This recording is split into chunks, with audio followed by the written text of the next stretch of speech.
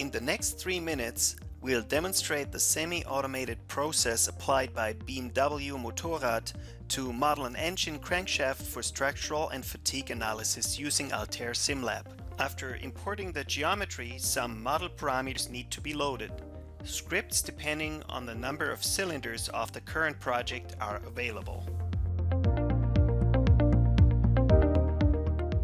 Now we can run the first script. It subdivides the model into various groups such as bearings and journals. In this example, concave fillets of a certain radius are isolated. They will be assigned to predefined groups in the next step. While many groups are already generated and populated by the script, some surfaces need to be added to other groups manually. Here we are adding various journal fillets to the appropriate groups. It is also possible to define new groups, such as the journal bearing number 5 shown here.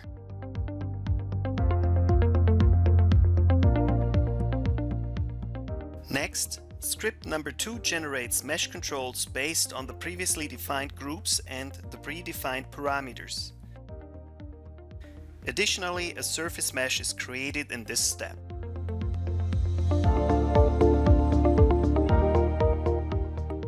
If the user wants to modify or improve the mesh, he can either modify it interactively or change the existing mesh controls and then generate another mesh. After comparing several mesh variations, here we are deleting obsolete mesh iterations before proceeding to the next step.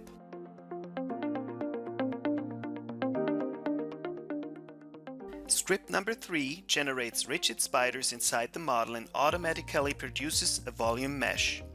Most importantly, it generates layered elements at the fillets and the faces around the oil bore, which are required for post-processing.